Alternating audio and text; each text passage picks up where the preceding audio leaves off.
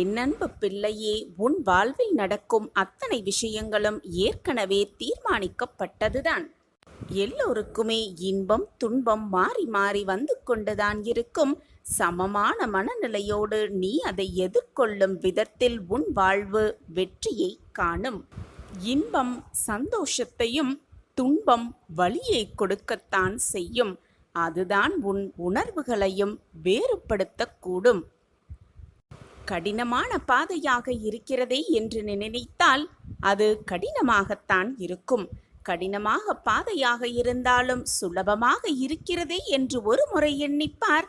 உன் பாதை கடினமாகவே இருந்தாலும் கரடு முரடாகவே இருந்தாலும் உனக்கு அது நல்லதாகவே தெரியும். சமமாக பாதையாகவே உன் கால்களுக்கு இருக்கும். இன்பம் துன்பம் என்ற மாயையே உன்னை முன்னேற விடாமல் தடுத்து கொண்டிருக்கிறது என்பதை முதலில் நீ புரிந்து கொள். அந்த போலியான சாயலுக்கு போய் நீ ஏன் அதீத முக்கியத்துவம் கொடுக்கிறாய் என்பதுதான் எனக்கு புரியவே இல்லை. எந்த சூழ்நிலை வந்தாலும், எந்த சூழ்நிலை உன்னை நெருங்கினாலும், இப்படி ஆகிவிட்டதே என்று பயப்படுவதை முதலில் நிறுத்திவிடு. அந்த சூழ்நிலைக்கு என்னை பொறுப்பாளியாக்கிவிடு.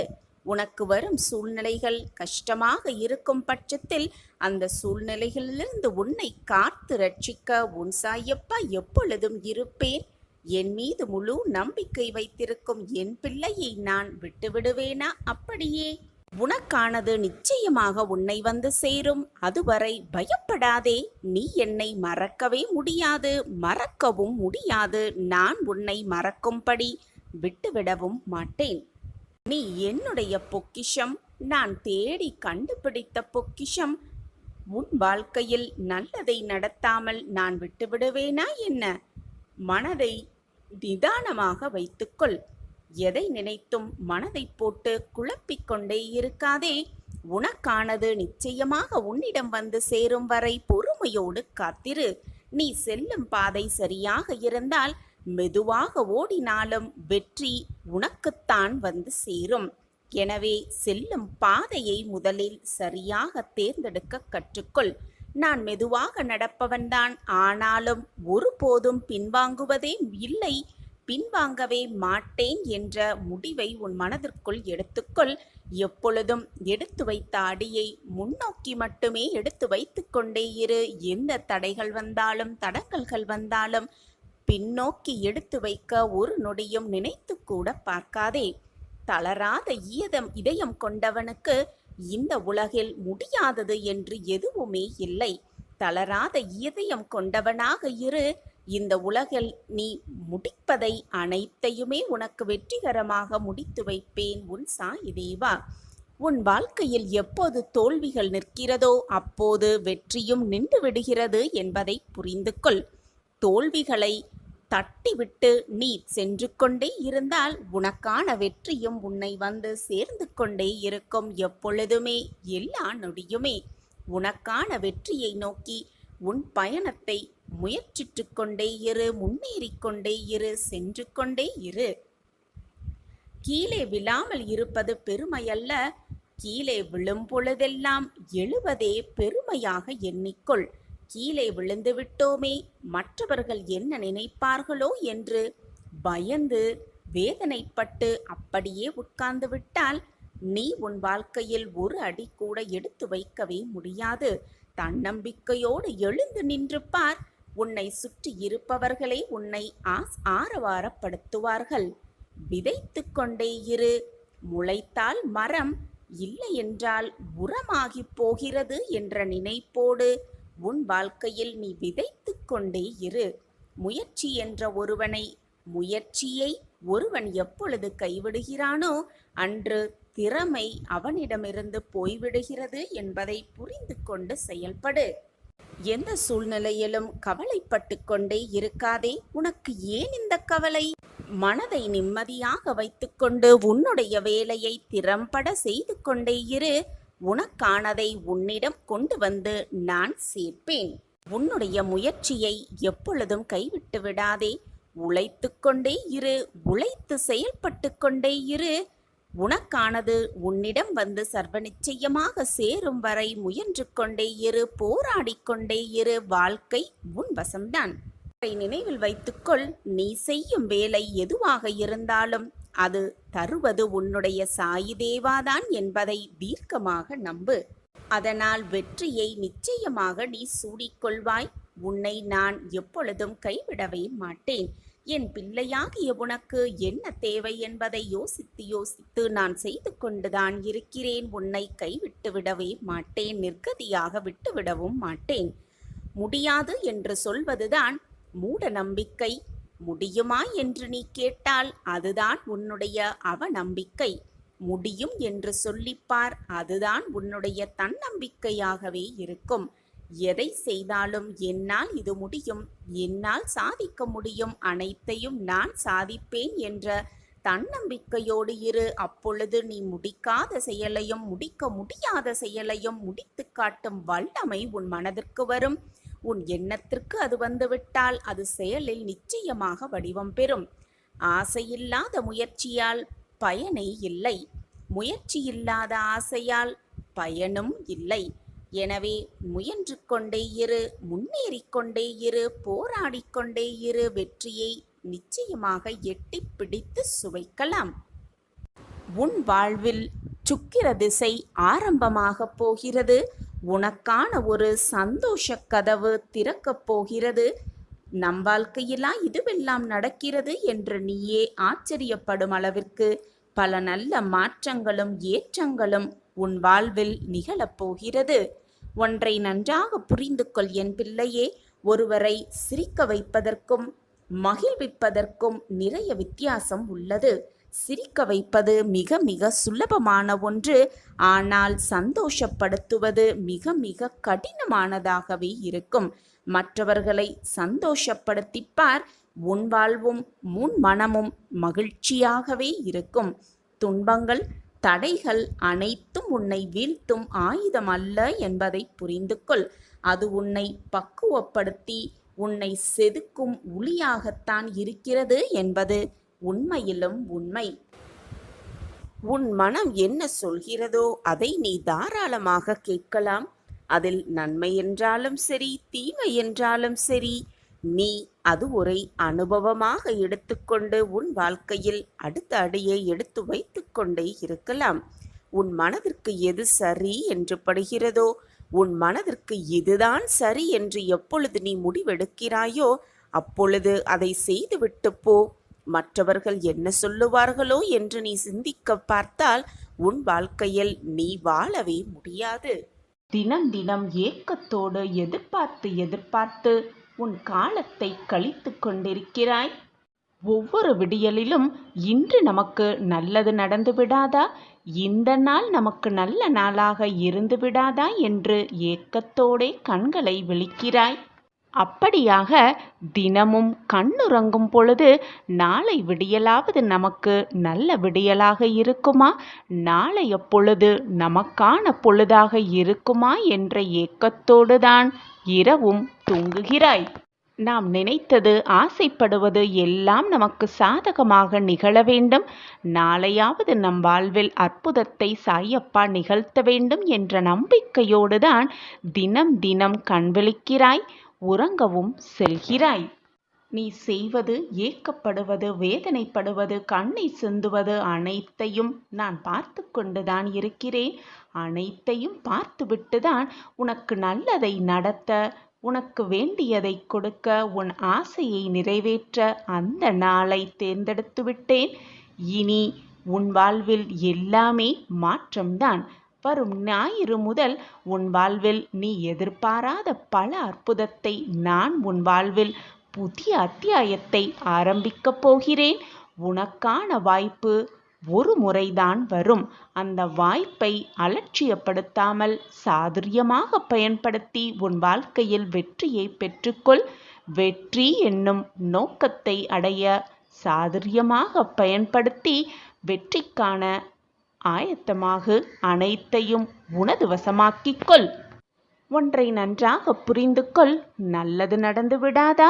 நம் வாழ்வில் நல்லது நடக்குமா என்ற ஏக்கத்தையும் கேள்வியையும் முதலில் உன் மனதிலிருந்து தூக்கி எறிந்துவிடு. அதைவிட அவசியம், நீ செல்லும் பாதை இருள் சூழ்ந்து இருந்ததாக இருந்தால் அது வெளிச்சமாக வந்துவிடாதா என்று காத்திருப்பதை விட ஒரு சிறிய தீபத்தை நீயே ஏற்றிப்பார். நீ செல்லும் பாதை மிக பிரகாசமாகவே இருக்கும். வாய்ப்பு வரும் வரை காத்திருக்காமல் உனக்கான வாய்ப்பை நீயே உருவாக்கிக்கொள். எந்த ஒரு சூழ்நிலையாக இருந்தாலும், எந்த ஒரு பிரச்சனையாக இருந்தாலும் நீ தைரியமாக செயல்பட்டால் அனைத்துமே உனக்கு சாதகமாக்கி முடிக்கும் தருவாயில் நான் உனக்கு வெற்றிகரமான பிரகாசமான வாய்ப்பை நிச்சயமாக வழங்குவேன். உன் வாழ்க்கையில் மிகப்பெரிய அற்புதத்தையும் அதிசயத்தையும் பொக்கிஷத்தையும் உனக்கு வழங்கி மிகப்பெரிய பேரின்ப அதிர்ச்சியை நாளை உன் கைகளில் நான் தரப்போகிறேன். உனக்கான மிகப்பெரிய ஒரு அத்தியாயத்தை உருவாக்கப் போகிறேன். புதிய அத்தியாயம் உனக்காகவே ஆரம்பிக்கப் போகிறது. உன் வாழ்க்கையில் நல்லது நடந்துவிடும் என்று நான் கூறியதை நம்பி இத்தனை நாட்களாக பொறுமையாக காத்திருந்தாயல்லவா? உன் பொறுமைக்கான நல்ல நேரம் வந்துவிட்டது. உன் பொறுமைக்கான பரிசை பெற்றுக்கொள்ளும் நேரமும் கனிந்திருக்கிறது. வெற்றி மேல் வெற்றி வந்து உன்னிடம் வந்து சேரப்போகிறது. உன்னிடம் குவியப் போகிறது. இனி எதை நினைத்தும் கவலைப்படாதே. உன் வாழ்க்கையில் நீ ஜெயிப்பதற்கான அந்த நல்ல நேரம் எல்லாம் கூடி வந்திருக்கிறது. எல்லாம் உன்னிடம் வந்து சேரப்போகிறது. அனைத்தும் இனி உனக்கு சுபமாகவே இருக்கப் போகிறது. உனக்கும் உன் வாழ்க்கைக்கும் உன் குடும்பத்திற்கும் அனைவருக்கும் துணையாக ஒரு வழிகாட்டியாகவும் பாதுகாவலனாகவும் உன் அப்பா நான் இருக்கிறேன். எதற்குமே பயப்படாதே. சர்வ நிச்சயமாக நீ சீரும் சிறப்புமாக சந்தோஷமாக அனைத்து மங்களத்தையும் பெற்று நீடூழி மகிழ்ச்சியாக வாழத்தான் போகிறாய். இது சாயப்பா உனக்காகவே செய்து கொடுக்கும் சத்திய வாக்கு. இது வெறும் ஆறுதல் வாக்கு அல்ல பிள்ளையே, உனக்கான தெய்வ வாக்கும் இதுதான். எதற்குமே மனதை போட்டு குழப்பிக்கொள்ளாதே. உன்னை யாரிடத்திலும் யாசிக்க விடமாட்டேன் உன் சாயப்பா. கண்மணியே, நீ எதை தேடுகிறாயோ அதுவும் உன்னை தேடும் நேரம் இது. உனக்கு புத்துணர்வை தரும் நிகழ்வுகளையெல்லாம் உன்னிடத்தில் இருந்தே உன் சாயிநாதர் நிகழ்த்தி வைப்பேன். பெற்றுக்கொண்டு வாழ்க்கையை நிம்மதியாகவும் சந்தோஷமாகவும் மகிழ்ச்சிகரமாகவும் வாழ கற்றுக்கொள். என்னை மட்டுமே நம்பி வாழும் நீ வாழ்க்கையில் எப்பொழுதுமே வருந்தாதே, கவலைப்படாதே, வேதனைக்கு ஆளாகாதே. நீ நினைப்பதையெல்லாம் கொடுப்பதற்கும் உனக்கு கொடுப்பதையெல்லாம் உனக்கு நினைக்க வைப்பதற்கும் உன் சாயப்பா நான் இருக்கிறேன். நீ எதை வேண்டுமானாலும் என்னிடம் பிரார்த்தனையாக வை. உனக்கு வேண்டியதை அள்ளி அள்ளி கொடுக்கவே உன் சாயப்பா நான் இருக்கிறேன். உன் கர்மத்தின் தீவிரம் குறைந்து விட்டது. உன்னுடைய கர்மத்தின் தீவிரம் குறைந்தது என்றாலே உன் வாழ்வில் நல்லது நடக்க ஆரம்பமாகப் போகிறது என்றுதான் அர்த்தம். என்னை முழுவதுமாக நம்பி என்னை சரணடைந்த உனக்கு தேவையானதை வழங்கத்தான் உன் அப்பா ஆவலோடு காத்து கொண்டிருக்கிறேன். உன்னுடைய வருகையை எதிர்நோக்கி நான் காத்து கொண்டுதான் இருக்கிறேன். என்னுடைய பிள்ளையின் முகத்தில் ஆனந்த கண்ணீரை பார்ப்பதற்காகவே நான் ஆவலோடு வழிமேல் விழி வைத்து அமைதியாக இருக்கிறேன். உன் முகத்தில் ஆனந்தத்தையும் உன் மனதில் பூரிப்பையும் பார்ப்பதற்காகவே நான் வேலை செய்து கொண்டிருக்கிறேன். எப்பொழுதுமே சுயநலம் இல்லாமல் இரு. மற்றவர்களும் நன்றாக வாழ வேண்டும் என்ற சிந்தனை செய். தான் மட்டும் வாழ்ந்தால் போதும், நான் மட்டும் நிம்மதியாக வாழ்ந்தால் போதும் என்ற தலைகணத்தோடும் சுயநலத்தோடும் எப்பொழுதுமே இருக்காதே. ஒரு தாய்க்கு தெரியும் தன் குழந்தைக்கு என்ன தேவை என்று. அந்த தேவையை நிறைவேற்றி அனைத்தையும் உனக்கு ஒரு தாயாகவும் தகப்பனாகவும் இருந்து நான் செயல்படுத்துவேன். உன் வாழ்க்கைக்கு என்ன தேவை, உன் வாழ்க்கைக்கு எதை கொடுத்தால் நீ நிம்மதியாகவும் மகிழ்ச்சியாகவும் இருப்பாய், சந்தோஷமாக உன் வாழ்க்கையை வாழ்வாய் என்பது நீ சொல்லிதான் எனக்கு தெரிய வேண்டும் என்றில்லை. நீ சொல்லாமலேயே உன் வாழ்வில் உனக்கு தேவையானது என்ன, நீ என்னிடம் பிரார்த்தனையாக வைப்பது என்ன என்பதை நான் சர்வ நிச்சயமாக அறிந்து வைத்து கொண்டுதான் இருக்கிறேன். உன்னுடைய வேதனையை வந்து என்னிடம், நான் இப்படி இருக்கிறேன், என் வாழ்க்கையில் இவ்வளவு போராட்டங்கள் நிரம்பி இருக்கிறது என்று என்னிடம் வந்து ஒவ்வொன்றாக நீ கூற வேண்டிய அவசியமே இல்லை. உன் மன ஆறுதலுக்கு வேண்டுமானால் நீ என்னிடம் வந்து கூறிக்கொள். ஆனால் உனக்கான நல்லதை உனக்கு தகுந்த நேரத்தில், உனக்கு சாதகமான நிமிடத்தில் எல்லாம் உனக்கு சுகமாக நடக்கும்படி நான் வழிவகை செய்வேன். உலகத்தில் உள்ள அனைத்து ஜீவராசிகளும் நன்றாக இருக்க வேண்டும், நன்றாக வாழ வேண்டும். நாம் அவர்களுக்கு ஏதாவது ஒரு ரூபத்தில் உதவியாக இருக்க வேண்டும் என்று சுயநலம் இல்லாத மனதோடு இரு. அப்பொழுது உன் வாழ்வில் நீ மிக பெரிய உயரத்தை எட்டி பிடிக்கலாம். உனக்கு தேவையான அனைத்தையும் வழங்கவே உன் சாயப்பா வந்து கொண்டே இருக்கிறேன். கூடிய விரைவில் உனக்கான அனைத்தையும் அள்ளி அள்ளி கொடுப்பேன். உன் முகத்தில் ஆனந்த கண்ணீரை பார்ப்பேன். சாயப்பா இருக்க உனக்கு ஏன் மனக்கவலை? யார் சுயநலமில்லாமல் இருக்கிறார்களோ அவர்களுக்கு கேட்டதை விட கேட்காமல் எல்லாமே கிடைக்கும். எதிர்பார்த்ததை விட எதிர்பார்க்காதது எல்லாமே நடக்கும் என்பதை விளக்கும் விதமாக ஒரு சிறிய கதையை பார்க்கலாம்.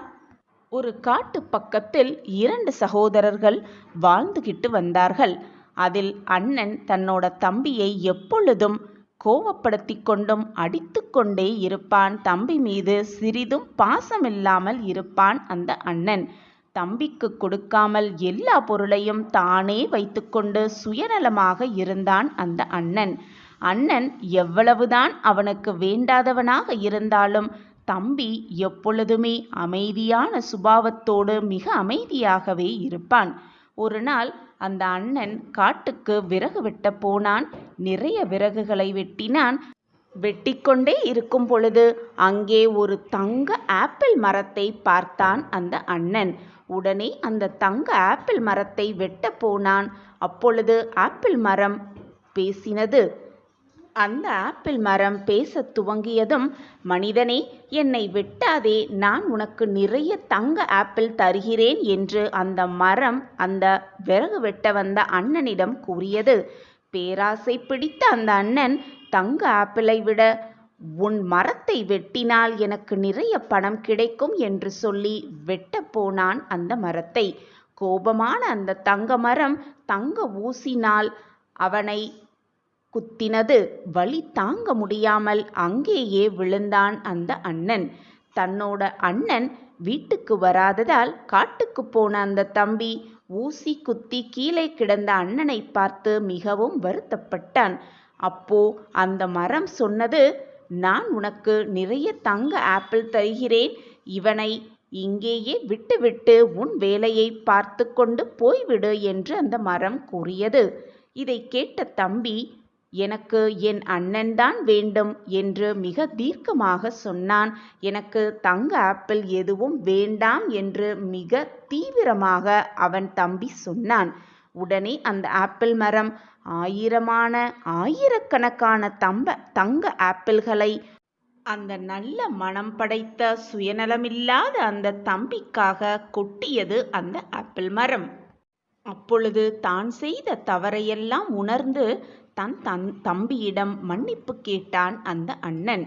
அந்த நிமிடம் அந்த ஆப்பிள் மரம் பேசத் துவங்கியது. இந்த உலகத்திலேயே சுயநலமில்லாமல் இருப்பவர்களுக்குத்தான் எல்லாமே கிடைக்கும். கேட்காததும் நிறைய நிறைய கிடைக்கும். அதனால் நிறைய ஆப்பிள் உனக்கு கிடைத்துவிட்டது. இனியும் சுயநலமில்லாமல் உன்னுடைய தம்பி போல் எப்பொழுதும் சுயநலமில்லாமல் இரு என்று கூறி வழியமைத்து வைத்தது அந்த ஆப்பிள் மரம். வாழ்வில் தாம் மட்டும் முன்னேற வேண்டும், மற்றவர்கள் எப்படி போனால் என்ன என்று இருப்பதை விட நாமும் முன்னேற வேண்டும், நம்மை சுற்றி இருப்பவர்களும் நன்றாக இருக்க வேண்டும், எல்லோரும் நன்றாக இருக்க வேண்டும் என்று சுயநலமில்லாமல் கருதுபவர்களே இந்த வாழ்க்கையில் மிக சுலபமாக வெற்றியை எட்ட முடியும், பிரகாசமாக தன் வாழ்க்கையை வாழ முடியும். எப்பொழுதுமே சுயநலமில்லாமல் மற்றவர்களுக்கு தன்னால் முடிந்தவரை உதவிகளை செய்து கொண்டே இருக்கலாம். பொருளாலும் ஏதோ ஒரு செயலாலும் செய்ய முடியாவிட்டாலும் கூட அவர்கள் மனதிற்கு ஆறுதலாக 4 வார்த்தைகள் கூறுவதே மிகவும் நல்லது. மனதுக்குள் எத்தனை கஷ்டங்களை சுமந்து கொண்டு நான் குமுறி குமுறி அழுது கொண்டிருக்கிறேன், எத்தனை நாள்தான் என் வாழ்க்கை இப்படியே செல்லும் என்று நீ கேட்பது எனக்கு புரியாமல் இல்லை.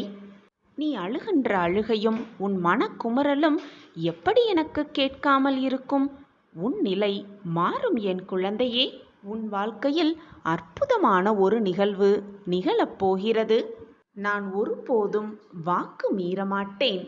உன்னுடைய பிரச்சனைகள் எல்லாம் இப்பொழுது முள் போல் குத்துவது போல இருக்கலாம், உனக்கு தோன்றவும் செய்யலாம். ஆனால் அந்த முட்களெல்லாம் மலராக மாறும் நேரம் வெகு தொலைவில் இல்லை. நான் அந்த மாற்றத்தை உன் வாழ்வில் நிகழ்த்தியே தீருவேன். நீ படிகளில் ஏறும் பொழுது உன்னுடைய கால்களின் வேகத்தை பார், அதே போல படி இறங்கும் பொழுதும் உன்னுடைய கால்களின் வேகத்தை பார். இரண்டும் ஒரே நிலையில்தான் இருக்கும். ஆனால் நீ எடுத்து வைக்கும் அடியில் மேலும் கீழும் வித்தியாசம் இருக்கத்தான் செய்கிறது.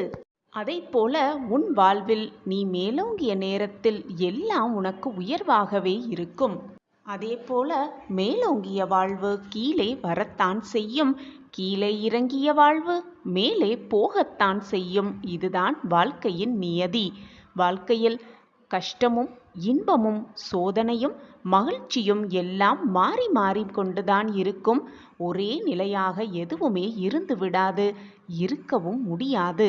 இதுதான் வாழ்க்கை. இப்பொழுது நீ கஷ்ட காலத்தில் அடியெடுத்து இருக்கிறாய், வாழ்ந்து கொண்டிருக்கிறாய். உன்னுடைய கஷ்டகாலம் முடிந்ததும் உனக்கான சந்தோஷம், மகிழ்ச்சி, ஆனந்த காலம் ஆரம்பமாகும். அந்த மாற்றத்தை உனக்காகவே நான் நிகழ்த்துவேன். நான் எப்பொழுதும் வாக்கு மீறமாட்டேன். உன் வாழ்க்கையில் அற்புதமான ஒரு நிகழ்வு நிகழப்போகிறது. அதை பார்த்து நீ அதிசயித்து நிற்கத்தான் போகிறாய். குழந்தையே, என்னை சர்வசாதாரணமாக நினைத்து விடாதே. இனி உன் வாழ்வில் ஏமாற்றம் என்ற பேச்சிற்கே இடம் கிடையாது.